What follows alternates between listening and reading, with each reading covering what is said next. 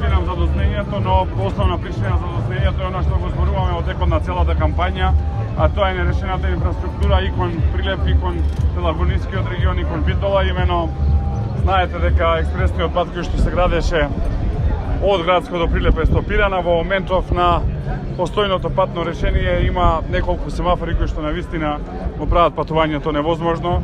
Мотив плюс веднаш после победата на изборите на 15 јули да работиме за брзано нашето клучно ветување за следните 4 години, автопатско поврзување на Велес, Градско, Прилеп, Битола до грчка граница.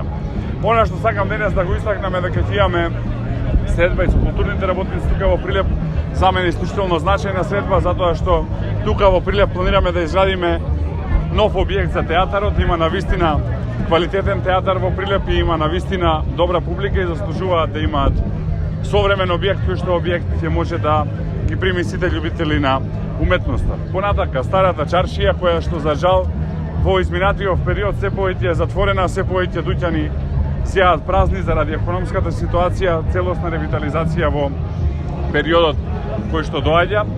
Секако тука остануваат клучните ветувања поврзани со земјоделието, пред се со откупот на тутунот.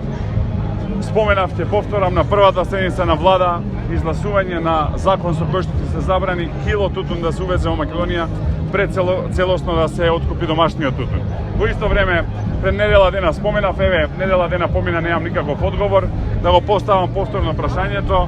Директорот на Тутунскиот комбинат поставен од владата, Тутунскиот комбинат во целосна собственост на државата зема нето 3.500 евра плата, бруто 5.500 евра плата. Како е тоа возможно во услови кога земјоделците и тутунарите едва и врзуваат крај со крај? Тоа е нешто за што мора да има одговорност пред се морална, а ако има основи секако и за кривишна. И последната работа која што сакам да ја споменам, со денови го правам овој апел, се надевам дека еве тука од Прилеп ќе е послушан. Имено, едно од основните ветувања во нашата програма е враќање на владењето на правото. Како еден од најзначајните проекти е проектот за испитување на потекло на имот и капитал на сите носители на јавна функција во изминативе 30 години. Јавно го повикувам Зоран Заев да излезе во јавност и да каже дали е во состојба да го докаже потеклото на сопствениот капитал и капиталот на неговото семејство, кое што во изминативе 18 години, колку тој што е вкупно на функција, стана најбогато семејство во Македонија. Значи, јавно го повикувам да ја направи таа работа, да излезе да каже дали може да го докаже потеклото на капиталот. И последна работа, поврзана со медиумите. Во изминатава недела имавме две покани од две национални телевизии за соочување, за дуел, за да споредиме што имаме во четвртата изборна единица. Два пати избегна, го повикувам на кој сака медиум, во кој сака време, да излеземе, да ги споредиме мојата и неговата програма, програмата на ВМРО-ДПМН и на СДСМ, и да видиме што е направено во овие 3 години, за да видиме дали граѓаните ќе дадат доверба за реизбор или ќе дадат доверба за промени. Јас сум убеден дека промените ќе се случат на 15 јули со една масовна излезност. Благодарам.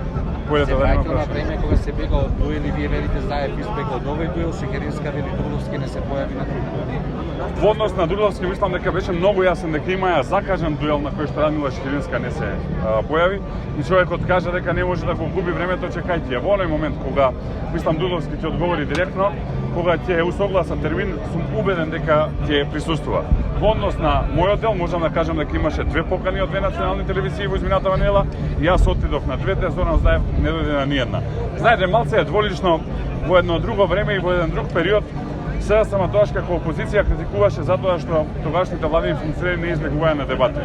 Јас и тогаш критикував и мислев дека тоа не е добра пракса и затоа имам кредибилитет да го зборувам ова што го зборувам. Дури и на еден од моите први јавни настапи како председател на ВМРО-ДПМН се извинив во име на партијата до новинарите заради односот кој што претходно постоел, но мислам дека е дволично пред 4 години да зборувате дебати, дуели, а после 4 години да бегате од истите, така што се надевам дека Заев ќе се охрабри, имаме уште 10 дена кампања да видат граѓаните, затоа што најлесен начин да видат граѓаните е доколку се соочиме.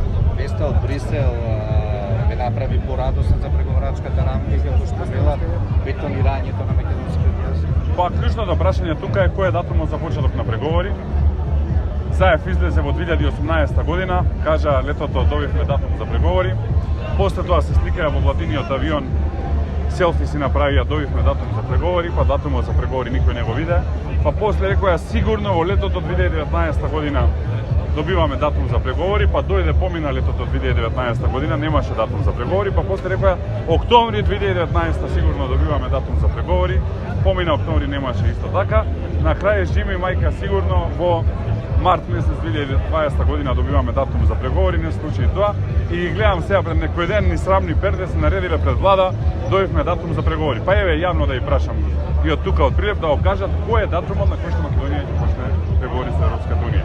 Јас посакувам да е тоа час поскоро, добро е за државата, добро е за сите нас и ние тоа сакаме да се случи. Но во овој момент тажната вистина е дека 3 години Македонија со Зоран Заев не добива датум за преговори.